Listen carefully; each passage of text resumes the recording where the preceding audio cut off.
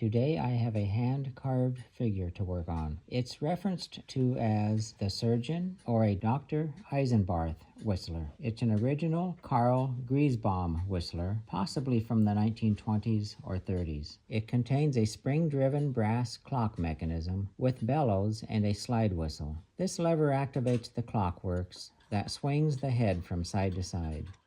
Remove the back panel and take a look at what we have.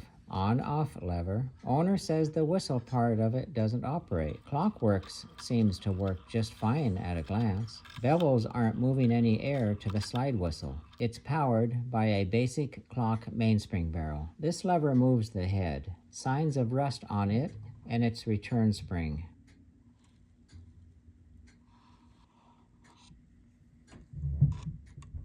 Lots of dust, dirt, and rust over the entire movement.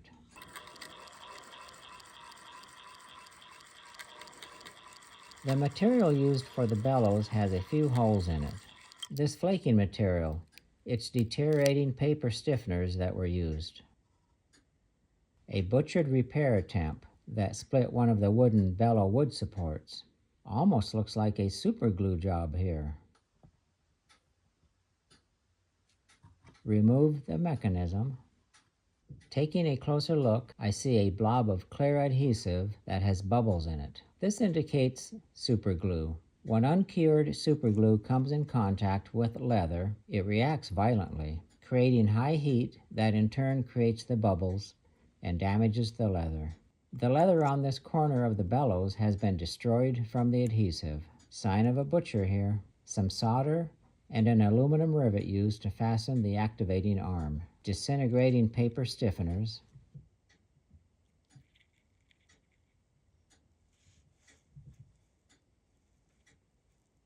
This yellow is most likely shellac or an older lacquer. Bellow material is disbonding here.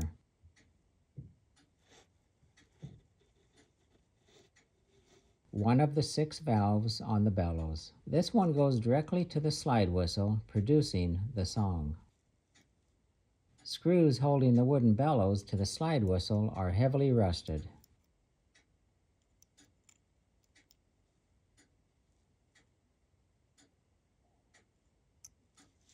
Rust on the slide whistle piston lever.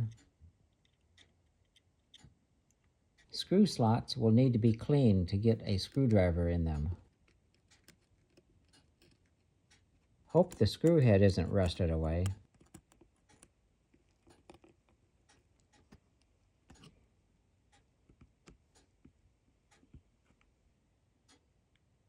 Pressure relief valve has been plugged with a red wax. Bellows need a complete rebuild. Reserve bellows return spring is missing. Part of it is still riveted in place right here. It should extend out and contact the pressure relief lever.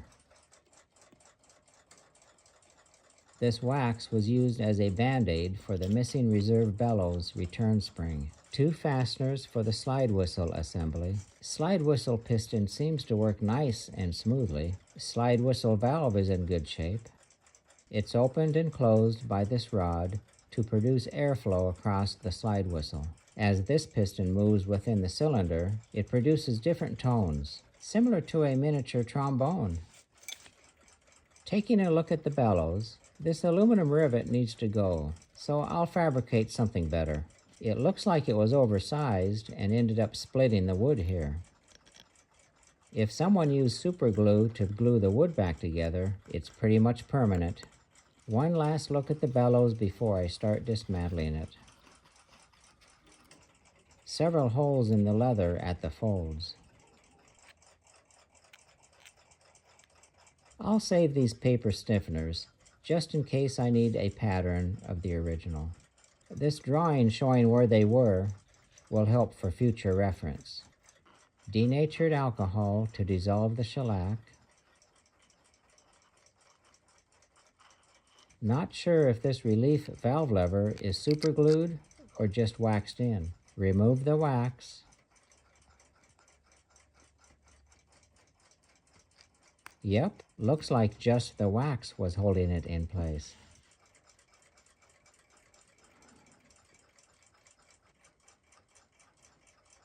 leather hinge, not very clean.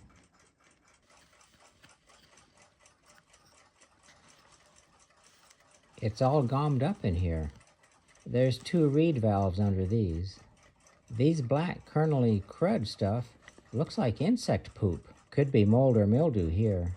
This is a problem that arises when using natural materials, like leather and wood pulp papers.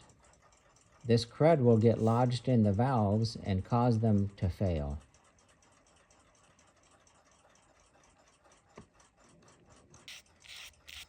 Brush the large particles away.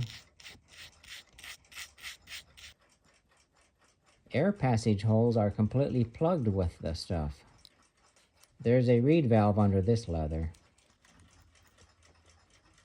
This leather is half rotted away. The popsicle-looking piece is the paper reed valve.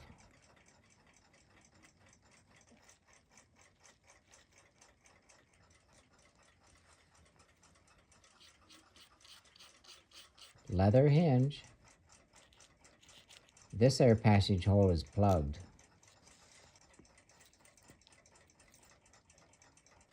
Paper reed valve. Another plugged air passage hole. Reed valves. Bellow leather. Might be able to use them as a pattern. Original stiffener paper and their locations.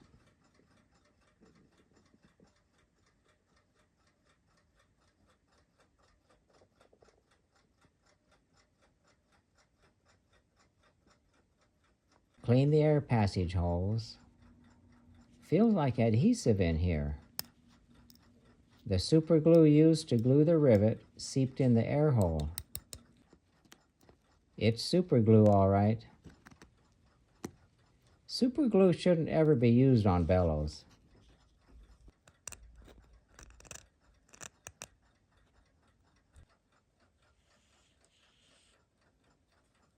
More insect poop.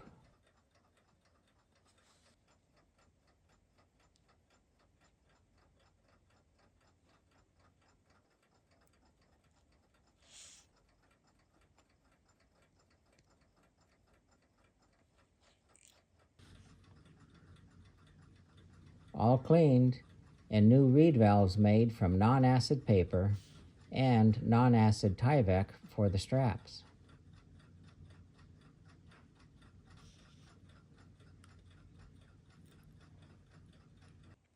Now to tackle this rusted off screw for the slide whistle bracket.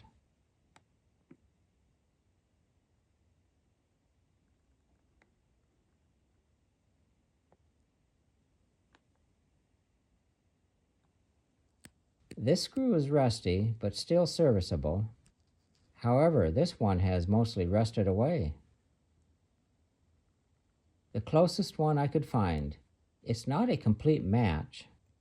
Threads don't match, and the head is not the same. It'll be faster to modify it than to find a direct replacement.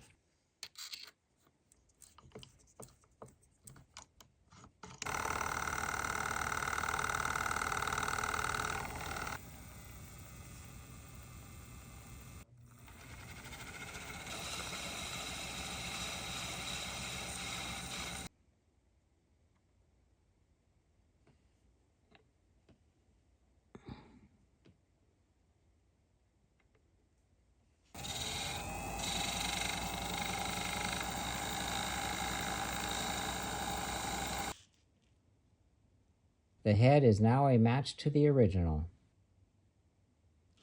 Now to modify it to make the threads match.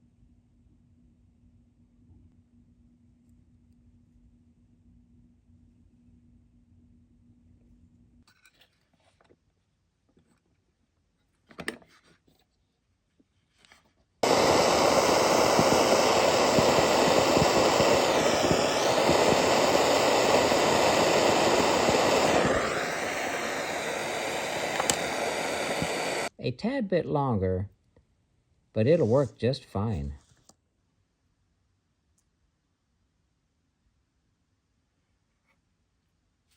Now to deal with this broken reserve bellows return spring. It's been riveted, soldered, then sealed with yellow-colored shellac. Denatured alcohol to remove the shellac. All cleaned up.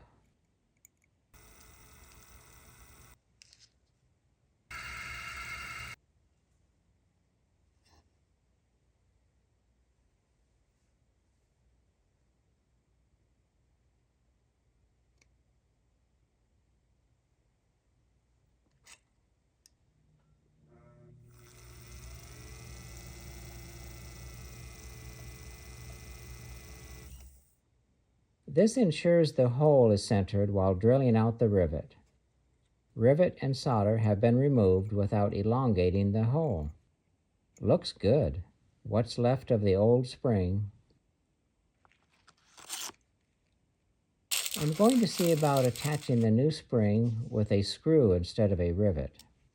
Some high carbon steel for fabricating the new spring. Spring is starting to take shape.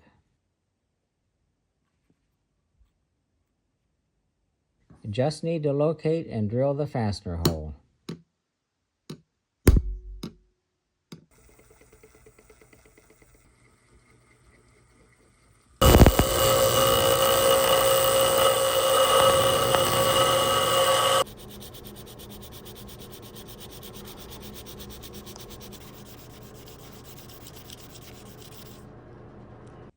It's been hardened and tempered.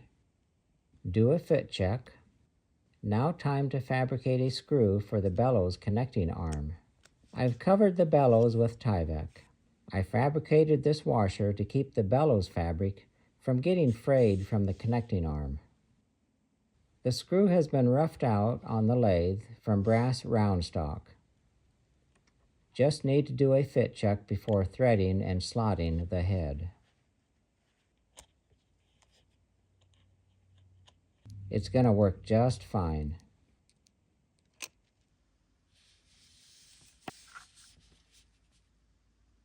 Thread type isn't important. As long as it fits the diameter of the brass, it'll work.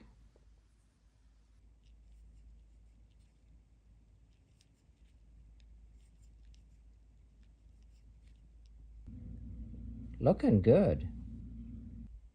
Now to slot the head.